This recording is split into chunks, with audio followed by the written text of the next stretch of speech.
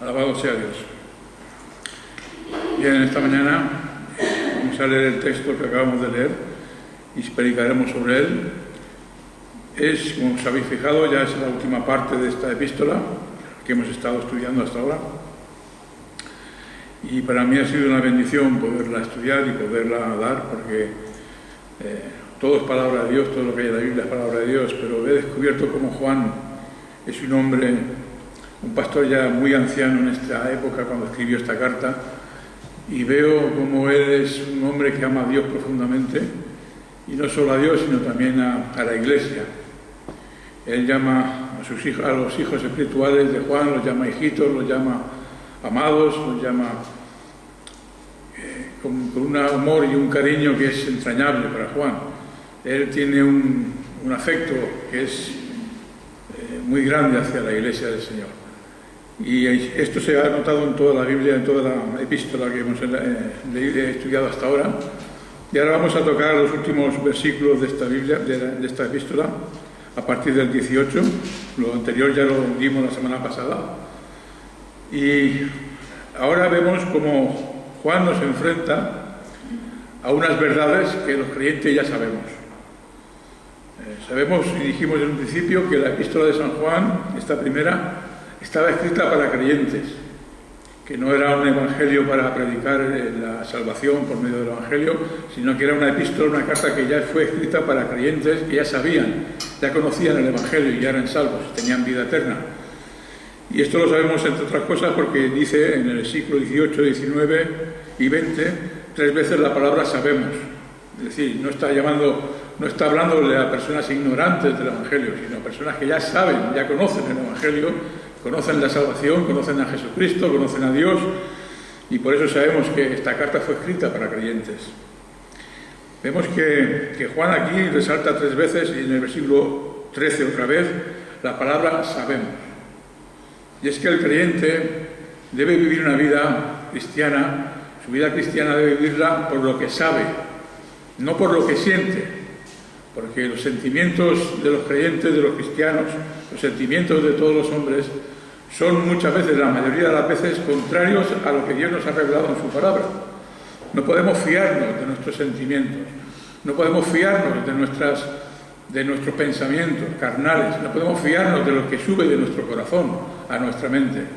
Debemos fiarnos de lo que sabemos, y lo que sabemos es lo que Dios nos ha revelado en su palabra.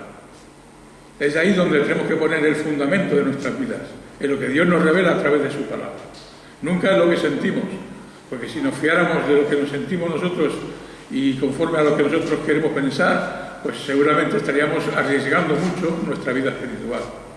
Estaríamos arriesgando porque la mayoría de las veces lo que dicen nuestros sentimientos y lo que dice la palabra revelada de Dios no tiene nada que ver. La verdad es lo que Dios dice en su palabra. Lo que nosotros pensamos o sentimos o creemos o tenemos sentimientos acerca de cualquier cuestión, normalmente sale de un corazón que es engañoso y perverso, y por lo tanto no podemos tener un fundamento para nuestra vida espiritual, para nuestra vida cristiana, si está fundada en nuestros sentimientos. Tenemos que estar fundamentados en la palabra de Dios. Por eso dice en el versículo 18, sabemos que todo lo que es nacido de Dios no peca, pues el que fue engendrado por Dios lo guarda y el maligno no lo agarra. No obstante, aunque el cristiano sepa todas estas cosas, el cristiano muchas veces, y yo me incluyo por supuesto, tenemos dudas acerca de ciertas cosas. Y por ejemplo, a veces se dice en el versículo 13 que todo aquel que cree en el nombre del Hijo de Dios tiene vida eterna, debe saber que tiene vida eterna. Pero a veces dudamos, porque tenemos dudas acerca de nuestra fe. Y si tenemos dudas acerca de nuestra fe, dudamos de si tenemos vida eterna o no tenemos vida eterna. Esto es lo que les pasaba a los receptores de la palabra, de la primera carta de Juan. Dudaban entre si ellos tendrían o no tendrían la vida eterna, porque dudaban de la fe que tenían en el nombre del Hijo de Dios. Así que nosotros, si tenemos esta clase de dudas que a veces pueden pasar, si tenemos ya vida eterna o no, lo importante es no quedarte con la duda, lo importante es solucionar esa duda. Y esa duda solo se puede solucionar de una manera, y es acudiendo a la palabra de Dios. Es solamente escudriñando la palabra, es aceptando lo que dice la palabra y es creyendo lo que dice la palabra acerca de nuestra salvación. Solamente de esa manera podemos cubrir y desechar nuestras dudas. Si nos fiamos de nuestros sentimientos, podemos quedar perseverando en la duda, y eso es malo. Perseverar en la duda es malo. Tener dudas no es malo ni bueno. Tener dudas es normal, puede pasar, porque somos creyentes, pero estamos en un cuerpo humano, y podemos tener dudas a veces, incluso de nuestra fe, y por lo tanto dudar de nuestra salvación. Pero precisamente para esto escribió Juan esta epístola, para dar confianza a los creyentes de que tenían vida eterna. Y nosotros, que somos creyentes, debemos tener la confianza y saber que tenemos vida eterna. Entonces, la duda a veces es un recurso que Dios usa para que nosotros busquemos la solución, busquemos la respuesta a la duda. Y de esa manera, ¿qué hacemos? ¿O qué deberíamos hacer? Acudir a la palabra en busca de la respuesta, porque es la palabra de Dios la que nos va a dar la solución a nuestra duda. Y de esa manera, con el esfuerzo de escudriñar la palabra de Dios y a base de oración, nosotros vamos a descubrir más pronto que tarde cuál es la respuesta de Dios hacia nuestra duda. Y eso es un crecimiento. Primero porque nuestra duda se va a solucionar, porque la Escritura misma nos va a decir cuál es la solución a esa duda que tenemos. Y luego porque el camino que lleva a resolver la duda es a base de oración y a base de escudriñar la palabra. Y eso trae un crecimiento en nosotros. Así que la duda a veces no es algo que sea irremediablemente malo, sino todo lo contrario. A veces la duda nos lleva a buscar la solución, a buscar a Dios, en busca de la respuesta, y eso es bueno. Lo malo de la duda es perseverar en la duda y quedarse tranquilo con la duda. Pero el deber del creyente es solucionar esa duda y desecharla, y recibir la respuesta que viene en la palabra de Dios. Lo mismo ocurre con el versículo 18. Sabemos que todo lo que es nacido de Dios no peca, pues el que fue generado por Dios lo guarda y el maligno no lo toca. A veces pensamos que el Hijo de Dios no nos está guardando del maligno porque tenemos pruebas muy fuertes. Y a veces pensamos, ¿cómo es posible que la palabra diga que el Hijo de Dios me está guardando y el maligno no me puede tocar cuando me están pasando cosas que yo no veo que sea así? Yo estoy siendo atacado, tengo unas pruebas muy fuertes, tengo tentaciones fuertes, tengo problemas que son graves. ¿Cómo es posible que la palabra diga que el Hijo de Dios me está cuidando, me está guardando, sin embargo yo me está pasando estas cosas? Bien, nosotros debemos saber, porque así dice la palabra, sabemos que Cristo, el Hijo de Dios, nos está guardando. Nuestros sentimientos a veces nos pueden decir que no estamos muy seguros de si es verdad o no, pero esos son sentimientos humanos. La palabra nos enseña que Cristo nos guarda y nos libra del maligno.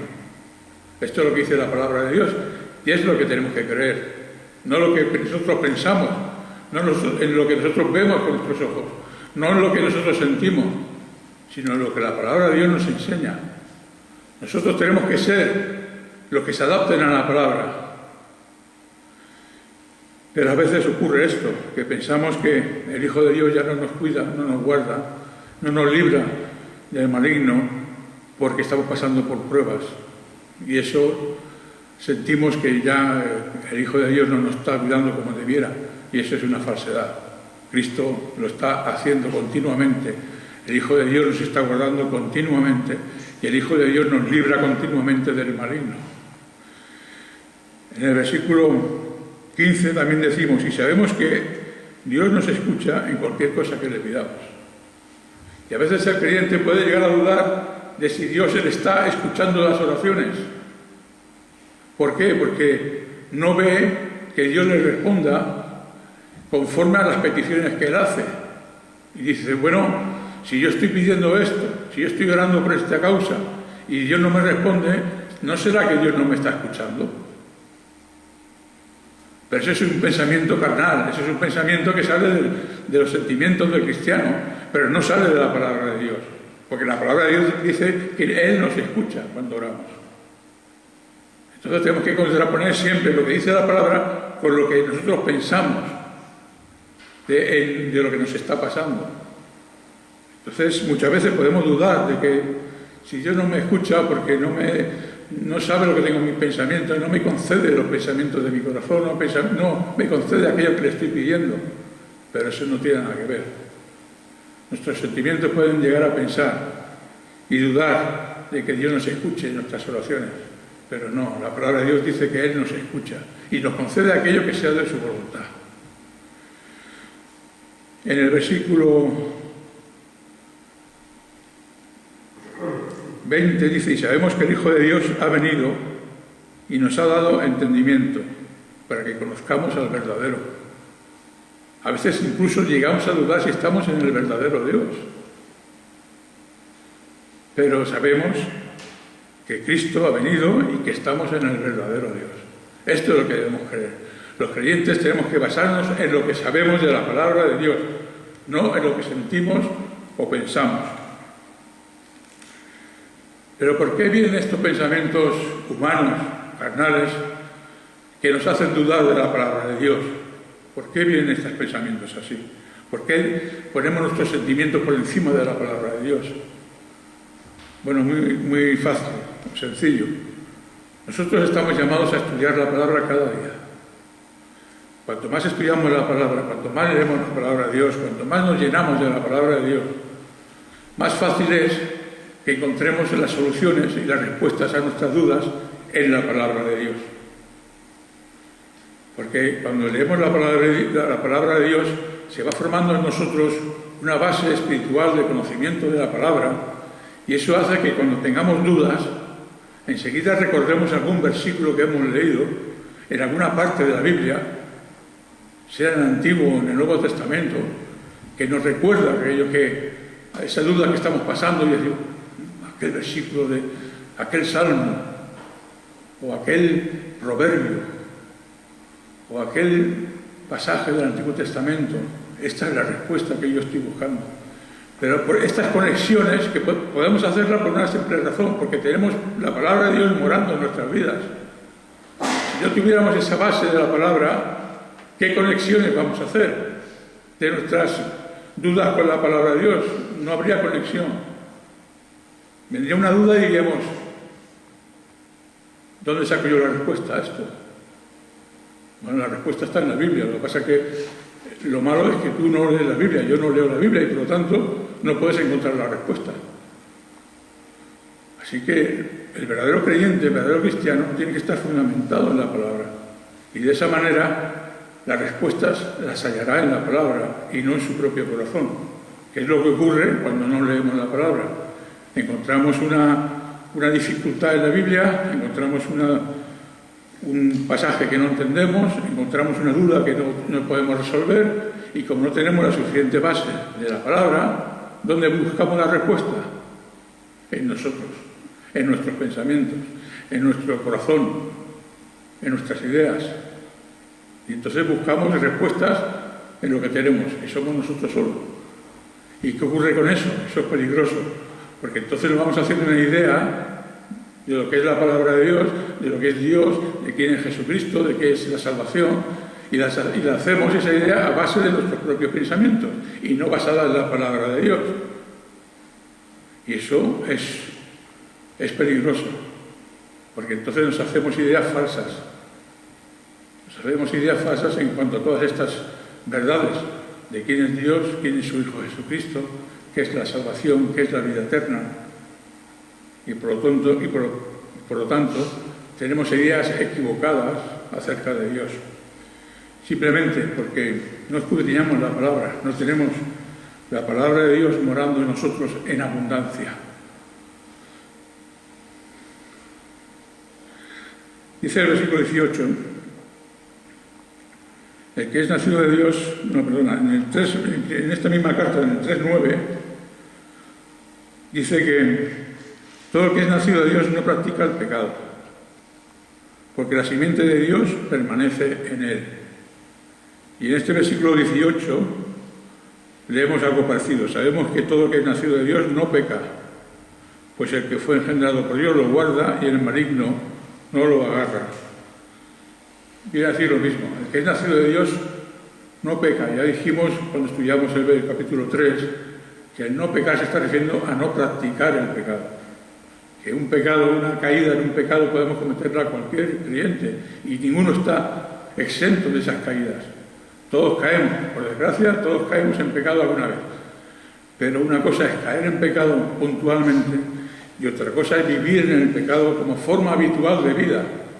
Eso es lo que Juan está diciendo aquí. El que es nacido de Dios no puede vivir en el pecado de una forma habitual, como si fuera normal. Eso es lo que es practicar el pecado. Y aquí nos da dos razones, Juan, poderosísimas, el por qué el que es nacido de Dios no peca de esa manera.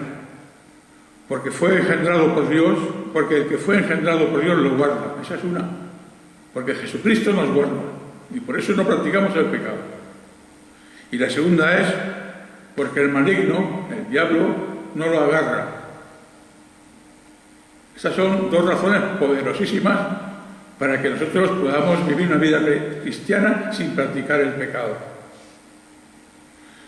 Porque el que fue engendrado por Dios, es decir, Jesucristo, nos guarda, y porque el maligno no nos puede tocar, no nos puede agarrar, si Dios no lo permite. Acabamos de leer un pasaje de Job, cómo Job tuvo que ir delante de Dios porque quería probar, quería hacer daño a Job. Y Dios se lo permitió hasta un punto, ¿verdad? Sabemos que Dios le pone freno al diablo, le pone siempre límites al diablo. Y el maligno no nos puede tocar a nosotros si Dios no lo permite. Estamos libres de la esclavitud del maligno. Por eso que dice, y el maligno no lo agarra. Y vuelvo a repetir, si Dios no lo permite. ¿Os acordáis cuando Jesús le dijo a Pedro, Simón, Simón, el Satanás os ha pedido, me ha reclamado para que seas zarandeado como el trigo. Y yo he rogado al Padre para que tu fe no falte. Y una vez que hayas vuelto, confirma a tus hermanos. Es decir, que el mismo Satanás tuvo que pedir permiso a Jesús para zarandear a Pedro, a Simón. Y Jesús le dio permiso y le dijo, bien, y él se comprometió a orar por Pedro, por Simón, para que su fe no faltara. Es decir, ahí estaba Jesús intercediendo por Simón en la hora de la prueba, en la hora de que el enemigo iba a tentarlo, y Jesús orando por él para que su fe no faltara. Ahí vemos como el diablo tuvo que pedir permiso a Jesús, a Dios, para tentar a Simón. Así vemos dos ejemplos, el de Job y el de Simón. Pero sigue diciendo el 18, y el maligno no lo agarra. Bien, la forma en que el diablo quiere perjudicar a los creyentes es llevándolos a pecar. Esa es la forma que el diablo tiene poderosa para hacernos daño y para hacernos titubear de la fe y de la comunión con Dios y con los hermanos, haciéndonos pecar. Pero Dios ha provisto una serie de bendiciones para los creyentes para que no tengan que ceder a esas tentaciones. Y vamos a verlas, vamos a ver el 4 o 5. Por ejemplo, en Primera de Corintios, Dios 10, 13. Primera de Corintios 10, 13.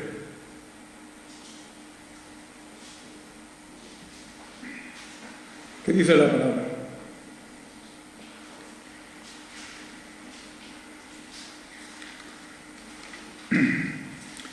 Sabemos que el enemigo lo que quisiera es que los hijos de Dios pequen. Eso es su triunfo, esa es su victoria. Pero vamos a ver cómo Dios hace que nosotros no tengamos por qué caer en esas tentaciones. Dios 10, 13 de Primera de Corintios. No os ha sobrevenido ninguna prueba que no sea humana, pero fiel es Dios, quien no os dejará ser probados más de lo que podéis resistir. Antes bien, juntamente con la prueba, proveerá también la salida para que podáis soportar. Y vemos, Dios nos provee ¿de qué? Nos provee la salida a la tentación, el escapar de la tentación. Dios nos da la oportunidad de que escapemos de cualquier situación de tentación, porque Él nos da la salida, para que no tengamos que estar sufriendo esa tentación. ¿Y cuál es la salida que Dios nos da? La salida que Dios nos da siempre es Jesucristo.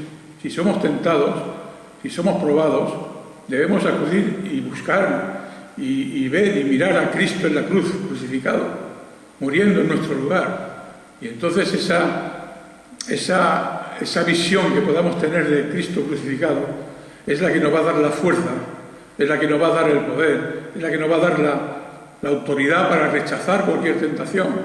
Porque si cuando estamos siendo tentados somos capaces de apartar nuestros ojos de la tentación y ponerlas en Cristo, poner nuestra mirada en Cristo, entonces Él es la salida a esa tentación.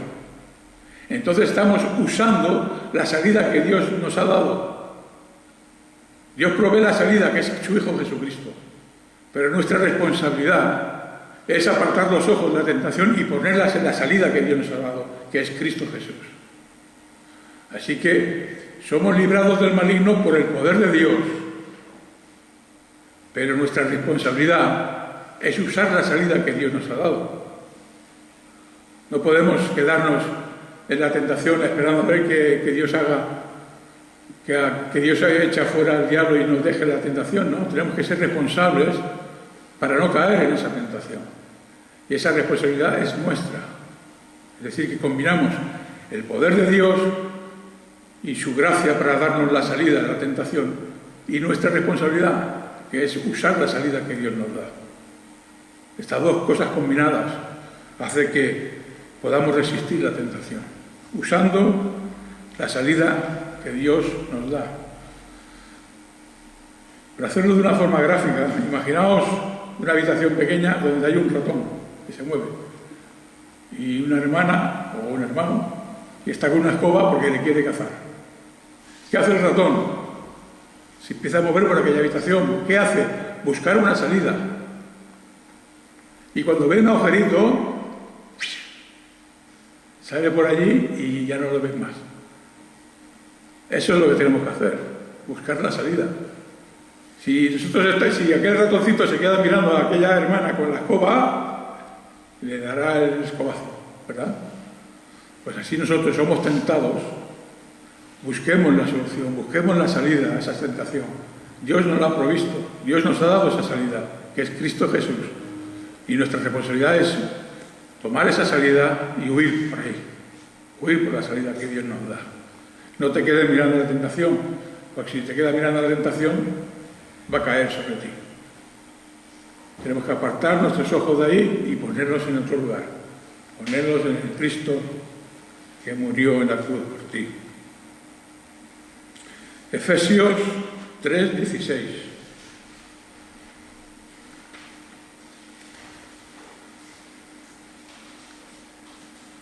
Fijaros que aquí Pablo está orando por los efesios y les dice, y está orando a Dios ¿para qué? Para que se os dé, conforme a la riqueza de su gloria, ser fortalecidos con poder en el hombre interior por su espíritu. Fijaros, para que os dé Dios, conforme a la riqueza de su gloria, ser fortalecidos con poder en el hombre interior, mediante su espíritu. Ser fortalecidos en el hombre interior. Esto Pablo lo pedía en oración a Dios. Él estaba pidiendo en oración a Dios que los efesios fueran fortalecidos con el poder de Dios en el hombre interior por medio del Espíritu Santo. Fijaros que la obra de Dios, ¿quién es el que fortalece el hombre interior? Dios. ¿Con qué? Con su poder. ¿Por medio de quién? Del Espíritu Santo. Pero ¿cuál es nuestra responsabilidad?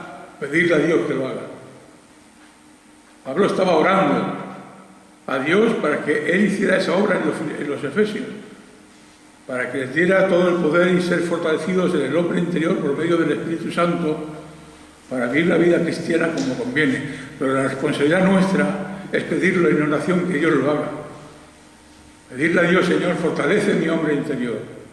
Dame ese poder para que mi hombre interior sea santificado, vaya creciendo, sea más espiritual. Hazlo por medio de tu Santo Espíritu. O sea, que Dios es el que nos da las fuerzas, el que nos da el poder, el que renueva nuestro hombre interior, pero nuestra responsabilidad es orar para que Dios lo haga. Vemos otra vez el poder de Dios obrando y nuestra responsabilidad pidiendo que Dios obre. No podemos dejarlo todo en las manos de Dios. No podemos hacerlo solo por nuestra cuenta. Tenemos que hacerlo colaborando con Dios. Él hace su obra, que es el poder de Dios, manifestándose con toda su gloria. Y nosotros, humildemente, tenemos que pedirle a Dios que lo haga. Esa es nuestra responsabilidad. Un poco más adelante, Efesios 6, del 10 al 17.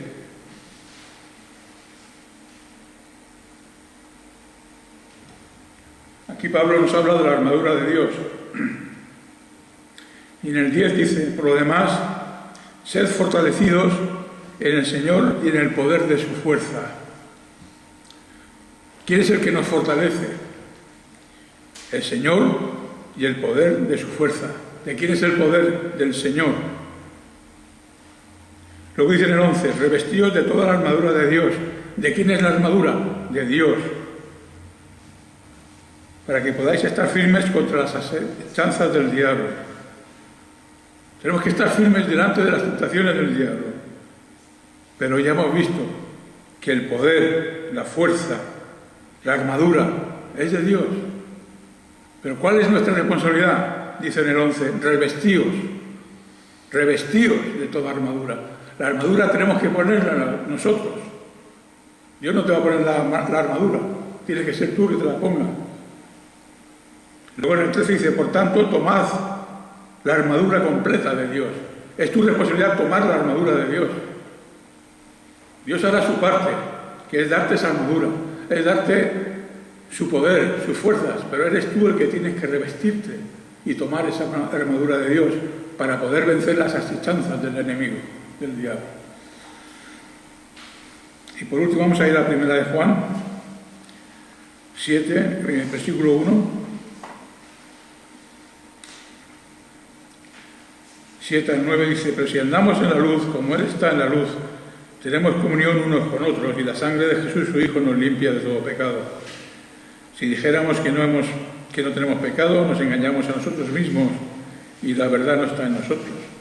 Si confesamos nuestros pecados, Él es fiel y justo para perdonar nuestros pecados y limpiarnos de toda maldad. ¿Cuál es la responsabilidad nuestra en este caso? Nuestra responsabilidad es caminar en la luz. Es decir, caminar confesando nuestros pecados. Esa es nuestra responsabilidad. Si nosotros caminamos confesando nuestros pecados, nosotros somos limpiados por la sangre de Jesús de nuestros pecados. Si no lo hacemos, la culpa de nuestros pecados va quedando en nosotros porque no nos arrepentimos. Y esa culpa se convierte en un peso que nos impide andar correctamente en los caminos del Señor. Por lo tanto, nuestra responsabilidad cuando sabemos que hemos pecado es arrepentirnos y confesar nuestro pecado. Así que el maligno no lo agarra porque el que fue engendrado por Dios, Jesucristo, nos guarda. Y dice el 19, y sabemos que procedemos de Dios y el mundo entero yace bajo el dominio del maligno. Fijaros, en el versículo anterior decía que a los creyentes el maligno no los puede tocar. Sin embargo, en este versículo 19 nos dice que todo el mundo está bajo el dominio del maligno. Es decir, que todo el mundo está bajo el poder del maligno, bajo el poder del diablo. Pero nosotros los creyentes, su iglesia, hemos sido librados del maligno, del diablo. Somos puestos aparte del resto del mundo. El mundo está yaciendo, esta palabra es interesante, yace bajo el maligno. Está diciendo que es como si dijera que está durmiendo en los brazos del maligno. El mundo entero está en los brazos del diablo. Pero nosotros, la Iglesia del Señor, hemos sido librados del maligno. Por lo tanto, no tenemos parte con ellos. Tenemos el privilegio de sabernos que somos y procedemos de Dios y que somos propiedad de Dios. Sabemos que el mundo yace bajo el dominio del maligno. Y ahora yo me pregunto, o todos nos preguntamos alguna vez, ¿cómo es posible que el ser humano haya llegado a hacer las cosas que se hacen? Es decir, ¿cuántas veces escuchamos las noticias y vemos cosas tan horribles como el terrorismo, como violaciones, como asesinatos, como tantas y tantas cosas? Y podemos llegar a pensar, ¿cómo es posible que un ser humano haga estas cosas? ¿Cómo es posible? Bueno, la respuesta está aquí, porque el mundo está bajo el dominio del diablo. El mundo está bajo el dominio del maligno y hacen las cosas que su amo les dice que hagan. Y ellos colaboran con su padre, el diablo, porque los deseos del padre quieren hacer. Ellos quieren hacer los deseos de su padre y por eso los hacen. Así que no nos extrañemos que todas estas cosas ocurran en el mundo, porque el mundo está bajo el dominio del maligno. Y el maligno es el príncipe de este mundo, mientras Dios le permita. Siempre está limitado por Dios. Y el maligno solo puede hacer lo que Dios le permite hacer. Pero estas cosas ocurren porque el mundo está bajo el dominio del diablo. Pero sabemos que el Hijo de Dios ha venido y nos ha dado entendimiento. Esto es tremendo. Sabemos que el Hijo de Dios ha venido. Él está hablando aquí de la reencarnación, de la encarnación. Cristo vino, Él es el Dios encarnado, Él es el que nació de María cuando era virgen por medio del Espíritu Santo. Y esta doctrina, esta realidad, esta verdad, es lo que Juan está resaltando aquí. El Hijo de Dios ha venido en carne. Porque sabemos que los gnósticos decían que era imposible que el Dios Todopoderoso se encarnara en un hombre, porque según ellos la materia era mala. Toda materia es mala, ya de por sí, y como el cuerpo es materia, el cuerpo es malo. Y por lo tanto un Dios tan bueno no puede vivir en un cuerpo malo. Esta era la idea que tenían ellos. Esta era la idea que tenían ellos de por qué Jesús no pudo nacer de una mujer con un cuerpo humano. Porque según ellos, el Dios tan bueno no puede habitar en un cuerpo que es intrínsecamente malo porque es hecho de materia. Y la materia para los gnósticos, que era una especie de filosofía extraña que mezclaba el paganismo con el cristianismo, todo eso hacía una mezcla y entonces decían que el cuerpo era malo porque era la filosofía de los griegos, era esa, y por lo tanto que la verdadera salvación estaba en liberar el espíritu de esa cárcel que era el cuerpo humano. Esta es una de las ideas que también enseñaban estos falsos maestros. Pero Juan resalta aquí que el Hijo de Dios vino, ha venido en carne. Él es el Dios encarnado. Y este Dios encarnado nos ha dado entendimiento. Si nosotros conocemos a Dios, si conocemos la salvación, si tenemos la vida eterna, no es porque nosotros seamos más espirituales o más inteligentes que los del mundo, porque en el mundo hay mucha gente mucho más inteligente que nosotros, y mucha más sabia que nosotros, y conocen la Biblia mejor que nosotros, pero no entienden la salvación, no entienden a Dios, no entienden ni conocen a Jesucristo, su Hijo. ¿Por qué? Porque Dios no les ha dado el entendimiento, y a nosotros sí nos los ha dado. Fijaros, sabemos que el Hijo de Dios ha venido y nos ha dado entendimiento. ¿Para qué? Para que conozcamos al verdadero. Ese entendimiento viene de Dios, no viene de nosotros. Nos ha sido revelada la palabra de Dios a nosotros, a nuestras vidas, para que podamos conocer a Dios. Y esto no es obra nuestra, esto es obra de Dios. Esto es aquello que Jesús decía: solo puede conocer al Padre aquel a quien yo lo quiero revelar. Él nos ha dado entendimiento a nosotros, porque así le ha placido a Dios. No porque seamos mejores que los del mundo, ni porque seamos más sabios, ni más inteligentes o mejores personas. No, porque así le ha placido a Dios, darnos entendimiento para que conozcamos al Dios verdadero. Y luego dice la palabra, y este Dios verdadero es su Hijo Jesús, el Mesías. Más claro no lo puedo decir. En toda la epístola, Juan ha ido diciendo y exaltando que el Hijo de Dios es el Dios verdadero, es el único Dios, es el Dios encarnado. Pero ahora ya lo dice de una manera explícita para que todo el mundo lo entienda. Y estamos en el verdadero, 2 puntos, en su Hijo Jesús, el Mesías. Este es el verdadero Dios. Dice luego, este es el verdadero Dios y la vida eterna. O sea que si alguien tenía dudas hasta ahora, pues yo creo que leyendo esto ya se tiene que quitar. Este es el verdadero Dios, su Hijo Jesús el Mesías y la vida eterna.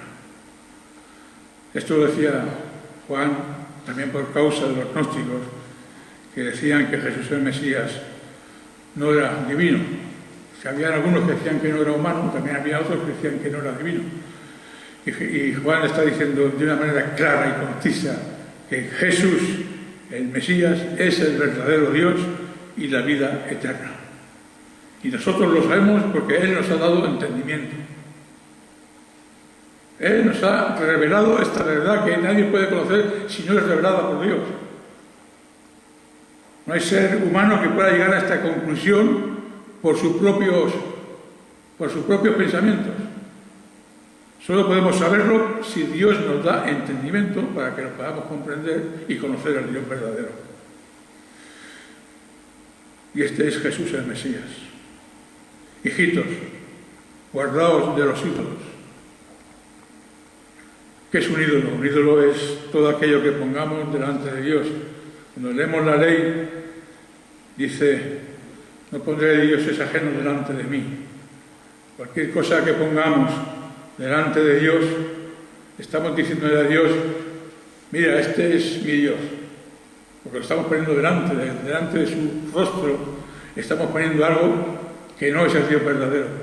Y es como si dijéramos a Dios, este es el Dios que yo quiero. Por eso Juan nos dice de una manera tan rotunda, guardaos de los ídolos, no pongáis nada delante de Dios que no sea Dios mismo. Los ídolos, pensamos que siempre que hablamos de la palabra ídolos, pensamos en esas estatuas, esas figuras, esos crucifijos, esas historias que la gente se arrodilla delante de ellas y ora por ellas, y son ídolos. Pero yo creo que aquí Juan se está refiriendo a otra clase de ídolos, y son aquellos ídolos que nos hacemos cuando nos enseñan falsas doctrinas acerca del Dios verdadero y de Cristo, su Hijo, y nos presentan a un Dios falso y nos presentan a un Jesucristo falso. Y esos son ídolos también. Cuando el Dios que nos enseñan, cuando el Cristo que nos enseñan no es conforme a la revelación de la palabra, son falsos y por lo tanto son ídolos. Y si nosotros venimos a Dios teniendo un concepto de Dios que es falso o teniendo un concepto de Cristo que es falso, son ídolos que estamos poniendo delante de la faz de Dios.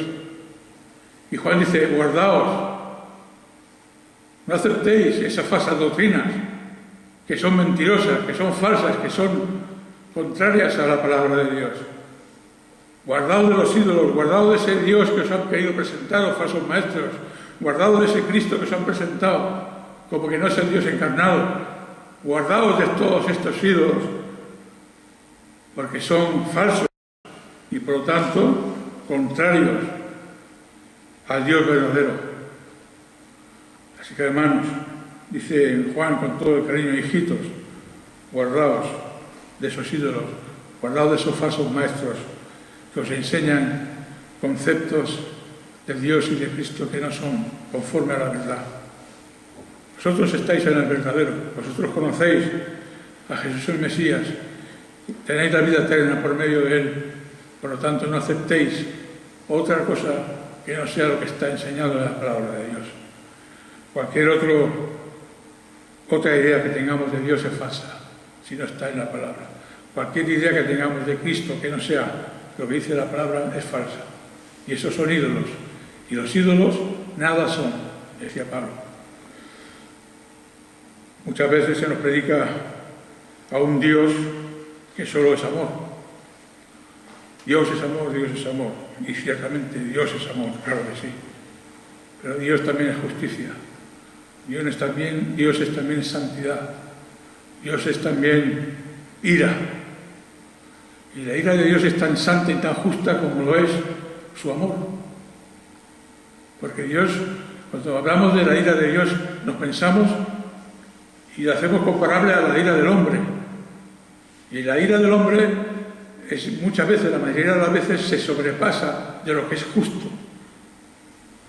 Y aplicamos nuestra ira de una manera desproporcionada, desbordada, porque no tenemos el atributo de la justicia ni de la santidad.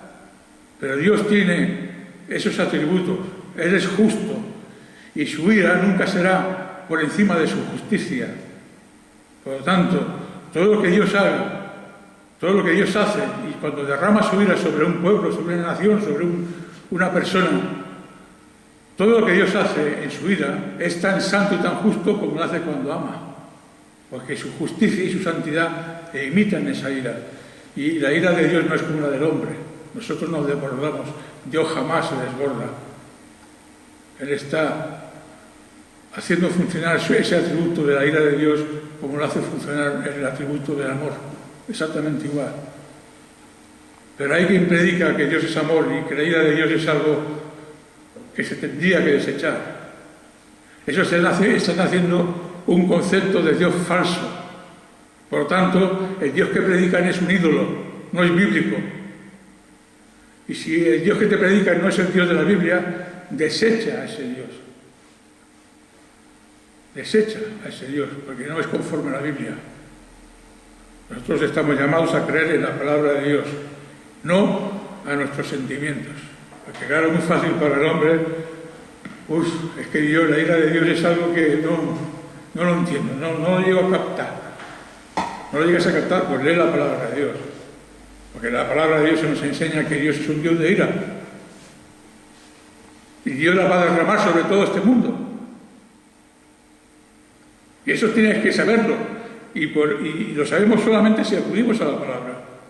Pero nuestros sentimientos nos engañan, diciendo es que la ira no acepta un Dios con ira. Pues perdona que te lo diga, pero si no aceptas a un Dios con ira, no estás aceptando al Dios de la Biblia. Estás aceptando un Dios que tú te has hecho a tu medida. Y por lo tanto es un Dios falso. Porque el único Dios verdadero es el que nos revela la palabra de Dios. Y la palabra de Dios nos enseña que Dios un día juzgará a este mundo con un juicio justo. Y su ira será derramada sobre todos los incrédulos. Así que, hermanos, siempre cuidémonos de los ídolos, porque cualquier concepto de Dios o de Cristo que sea contrario a la palabra de Dios es un Dios falso. Y es un Dios que se convierte en un ídolo porque es producto de nuestra imaginación. Y muchos prefieren al Dios de su imaginación que al Dios de la Biblia, porque se adapta mejor lo que ellos piensan de Dios que lo que la palabra dice que es Dios. Cuidémonos de estas cosas. Bien, hasta aquí Primera de Juan. Yo le doy las gracias a Dios por esta oportunidad que me ha dado. Yo me he gozado mucho estudiándola y espero que para vosotros haya sido también de bendición. Y bueno, a partir de la semana que viene, si Dios quiere, empezaremos una nueva serie y he pensado que además es una doctrina que es importantísima para nosotros, para la Iglesia del Señor de hoy, y es la doctrina, la enseñanza sobre los 10 mandamientos, sobre el decálogo, sobre la ley moral de Dios. Y en eso quiero ocupar una serie de predicaciones, si Dios lo permite, para nuestra edificación y para la gloria de Dios. Hasta la semana que viene, que Dios os bendiga.